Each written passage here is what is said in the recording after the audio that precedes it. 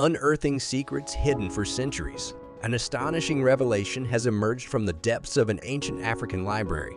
Back to 1352, a time of uncertainty and the grip of the Black Plague, when an eager explorer sets out on a mission that will lead to a mythical African city. What they discovered within its walls astounded them and permanently changed the path of history. In the year 1352, during the time when many people were getting sick from the Black Plague, an explorer went to a wonderful city in Africa. This city was well known for having a lot of gold, and that's what got the explorer interested. People talked about how incredibly rich the city was, and this made the explorer want to see it too. Centuries ago, there was a city called Timbuktu in what is now Mali in West Africa. It was a very important place during a time called the Golden Age of Islam, known for its culture and learning. It all began with a story called the Epic of Sundiata. This story tells us about a prince named Sundiata from the Kangaba state. He fought against a king named Suma Oro Kante and won, creating a new empire. After that, the Mali Empire, located along the Niger River, became even stronger. In the year 1324, a powerful king named Mansa Musa took over Timbuktu after coming back from a journey to Mecca. This made the empire a center of learning, culture, and beautiful architecture. Don't leave as we unearth more historical pages and expose the horrific discoveries uncovered within the ancient African library.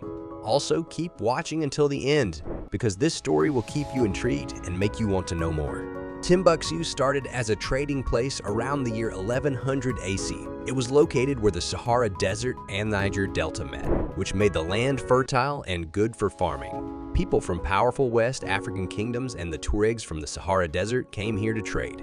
When Islam came to the Tuareg people around the 8th century, they spread the religion through places like Timbuktu, which connected Arab, Islamic, and West African cultures. During the time of Mansa Musa and the kings after him, Timbuktu changed from a small successful trading spot into a big center for trading and learning. This made the Mali Empire very important during the Golden Age of Islam. Kings from West Africa and Islamic leaders came to Timbuktu from far away to trade, learn, and make strong friendships. Around the 16th century, Timbuktu had 150 to 180 schools for learning the Quran called maktabs. The rulers of Mali also built big mosques. These places weren't just for praying, but also for learning about math, laws, grammar, history, geography, astronomy, and astrology. Long ago, in the 1100s AC, the Tuaregs built the first mosque in Timbuktu, called the Sankara Mosque. But it was Mansa Musa who made it even better.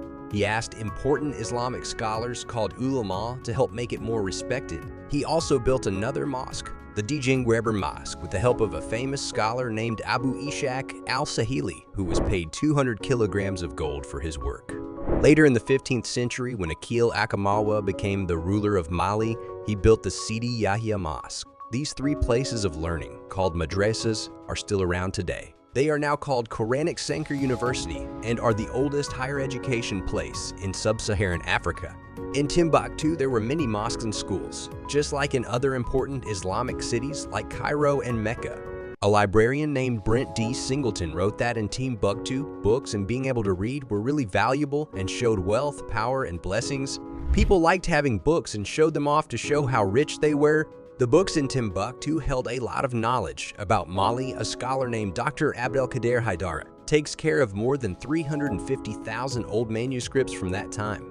He says that along with academic and scholarly writings, the books also had poetry and things written about women. Women were important in preserving Mali's history and helping to take care of the old manuscripts. Timbuktu was different from other big Islamic cities. Back then, for instance, in Cairo and Mecca, people could freely use the libraries in mosque. But in Timbuktu, it seems that the libraries were owned by individual scholars or families. It's not a surprise that books in Timbuktu were very valuable and were passed down through families over many generations. This was similar to how in West Africa, there was a tradition of passing stories down orally by special musicians and storytellers called griots. These griots knew all about the history of empires and royal families. The griots were from the same group of people as Sundiata, the Mandinka ethnic group, and they were the ones who first told his epic story. Just like how Islamic scholars and bookmakers in Timbuktu learned their roles through their families, griots also learned through their families and a lot of practice. Griots still exist today, and some, like the Kora player Tumani Diabate from Mali, can trace their Griot heritage all the way back to the time of the Golden Age of Islam. The Mali Empire became weaker in the 15th century and was replaced by the Songhai Empire. Askia Muhammad, a leader from the Malian city of Gayo, ruled from 1492 to 1528 and continued the tradition of Islamic learning in Timbuktu that had been started by those before him. However, Timbuktu faced danger when the Moroccan Saadian dynasty invaded the Songhai Empire in the late 16th century. Many of Timbuktu's places of learning were destroyed and important things like manuscripts were lost. Even so, the cities of Timbuktu and Gayo managed to keep their independence from the Saadians to some extent. They declared themselves free from the Saadian dynasty in 1632. However, the great time of Islamic learning, building, and culture in the Songhai Empire and West Africa had become much smaller by then. Even after the arrival of the French in West Africa in the 17th century, the Timbuktu manuscripts were still being used as a source of instruction at the region's schools and mosques. On the other hand, the French took many of Timbuktu's cultural artifacts and brought them to Europe. Because of this, the broad learning that had been taking place with the manuscripts came to an end. The history of Timbuktu was marred by additional difficulties. In 2012, a gang with ties to Al-Qaeda overtook the northern region of Mali and took control. They began to destroy everything, including the ancient manuscripts that were an important part of Timbuktu's history, which they believed to be in conflict with their beliefs. A person by the name of Hart and his small crew put forth a lot of effort to save more than 350,000 manuscripts from 45 different libraries in and around Timbuktu. They hid these manuscripts in the city of Bamako, which is the capital of Mali. They were threatened on multiple occasions by the Al-Qaeda gang and even accused of theft, which was a major offense that had the potential for serious bodily harm or even death. After that, Haidara established a library in Bamako known as the Mama Haidara Library. This establishment was named after Haidara's mother, who was also a scholar and was responsible for the upkeep of manuscripts.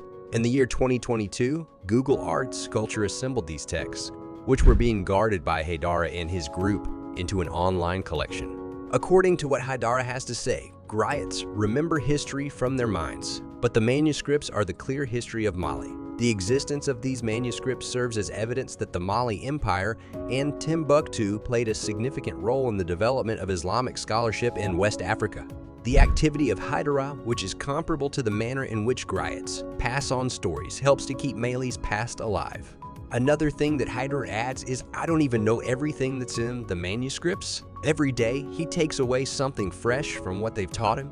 As we come to the end of this video, remember that the secrets of the past can teach us lessons and give us ideas for the present and the future. If you're as interested in the stories that are ready to be told as we are, don't forget to like, subscribe, and hit the notification bell to stay tuned for more intriguing explorations.